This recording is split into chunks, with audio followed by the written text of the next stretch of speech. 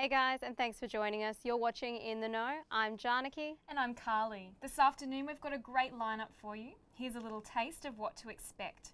We stopped by for some sangria at the Queensland Art Gallery's Pride Up Late exhibit. We shared a meal with head chef at Brisbane's prestigious Urbane restaurant after he was crowned Best New Talent by Australian Gourmet Traveller. And Carly had an exclusive behind-the-scenes access to Thread's online fashion launch at X&Y Bar. But first, a look at how social media is changing the music industry. Are Facebook and Twitter helping or hindering musicians' chances of making it? I sat down with ex-Powderfinger drummer John Coghill and young indie musician Andy Allen to find out their thoughts. Jonathan Coghill knows a lot about hard work and striving for success. The ex-Powderfinger drummer might have 20 years of experience up his sleeve, but for him, the secret to success has had little to do with updating Twitter and maintaining a Facebook fan base. I suppose I was really lucky because I auditioned for only a few bands, but I used to practice a lot. I wanted to be a really good drummer. And I suppose it's like any profession or anything you're good at, you have to really put a lot of time into it.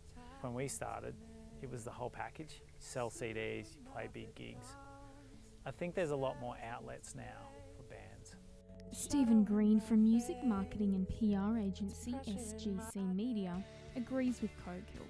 Well, I certainly don't know of any artists at this point that don't have some sort of social media presence, and I think things like Facebook fan bases and online newsletters, things like that, are really the primary way that most people connect with their fans now.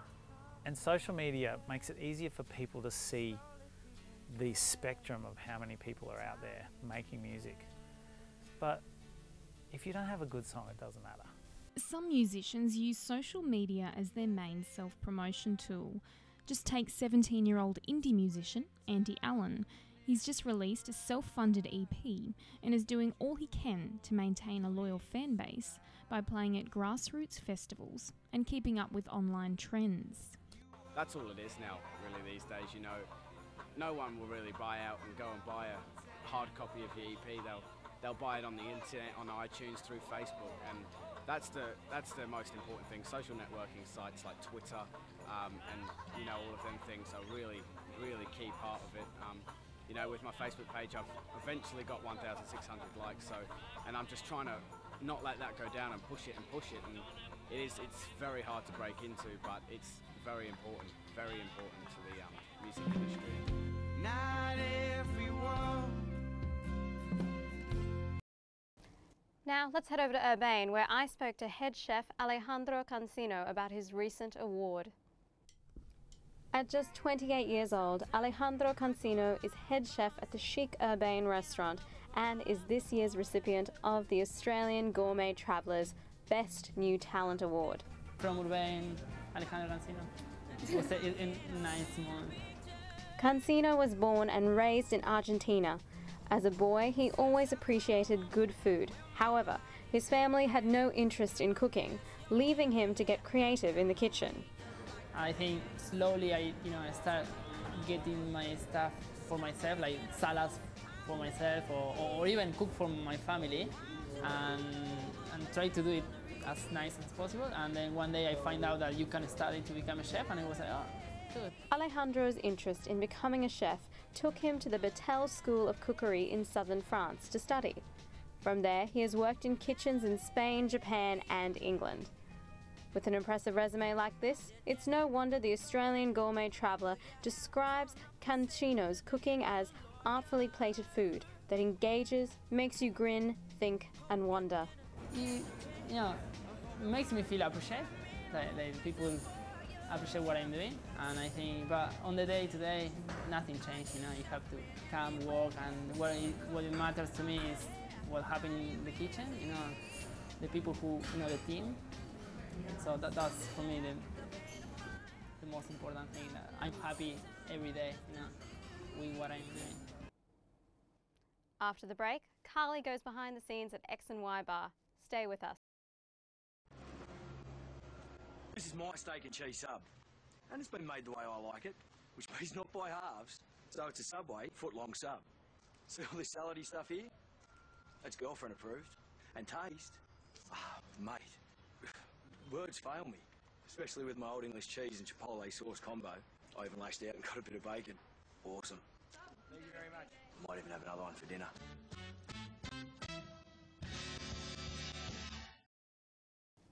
Welcome back, guys. Now join us for a drink and some fashion at the X&Y bar, where Nat Webb has just launched his exclusive new online brand, Threads. Threads Online is the product of many months of hard work for Nat Webb. He never imagined he'd be running his own online clothing company, but a life-changing event put those dreams into motion. Being flooded last year probably had a bit to do with it as well. When something like that occurs, I guess you kind of put things in its perspective. Hey, I'm Nat from Threads. Launch party tonight, X&Y bar. Frustrated by the lack of variety in Australian streetwear stores, Webb decided to create his own. So Threads started probably a year ago at home.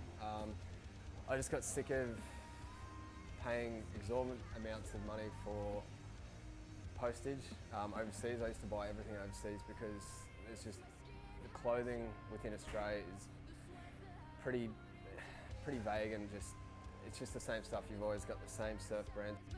Despite competition from rival shopping sites, Webb says Threads is all about providing a personalised service.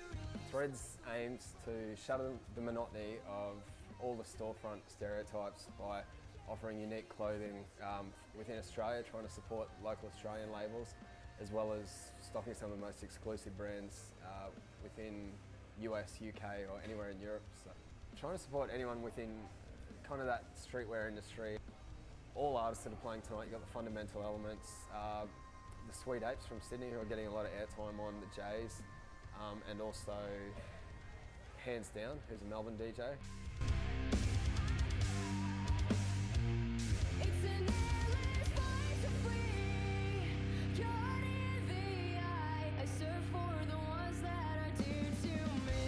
Typical Threads customer is anyone who wants to just break the monotony of the typical surf brand. Someone who wants to wear something a bit different that people will think, okay, that's a bit unique, this is a bit different.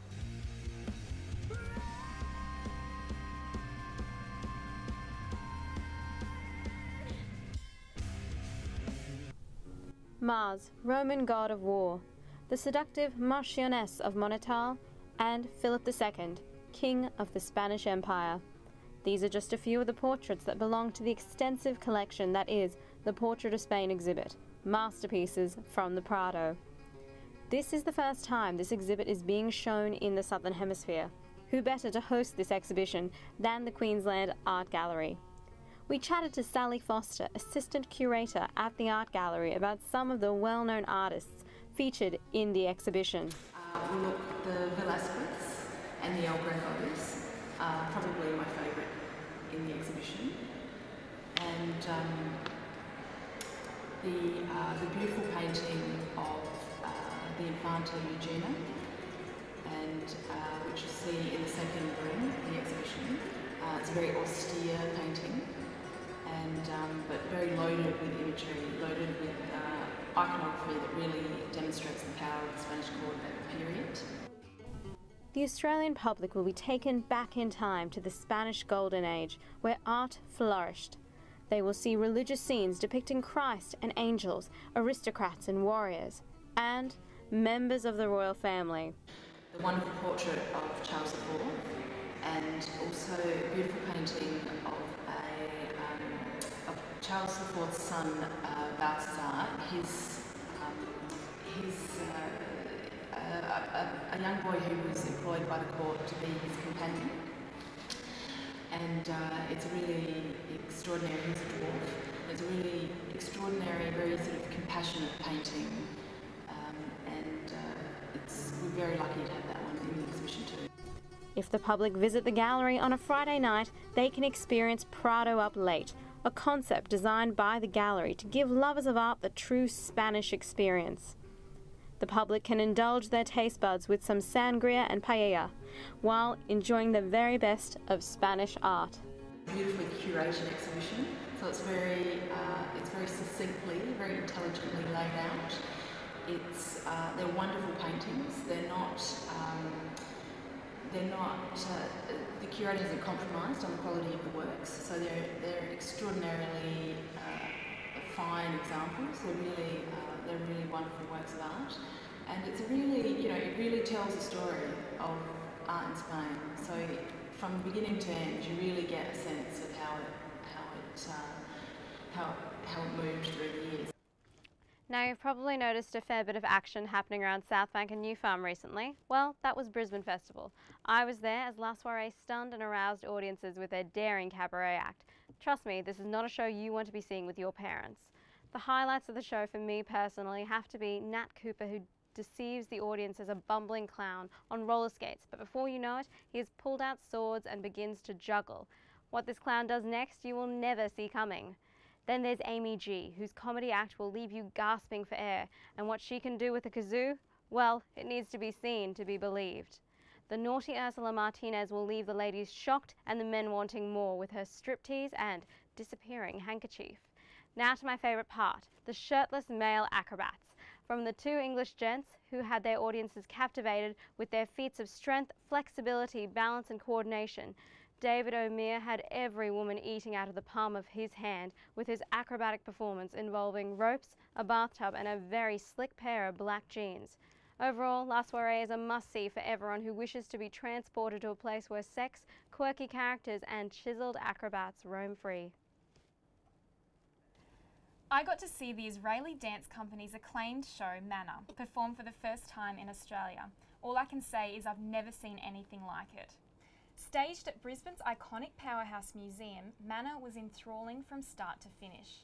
From the intimate venue to the immaculate choreography and lighting, this show was something not to miss. At nearly an hour in length, Manna surpassed all my expectations, keeping me and the rest of the packed audience in awe. With only 8 dancers on stage and a simple set design, the show was minimal but truly captivating. American-born Noah Wertheim is the director of the Vertigo Dance Company and came up with the concept of Manna. Meaning vessel of light, Manna is a deeply symbolic dance representing opposing ideas of feminism and masculinity, freedom and escapism, using intense body movement and emotive music. Overall, a beautifully put together show. Unfortunately, that's all we can squeeze into the show this week. You're now in the know. Enjoy the rest of your weekend, and we'll leave you now with some shots of the stunning laser show from Brisbane Festival. See you next week.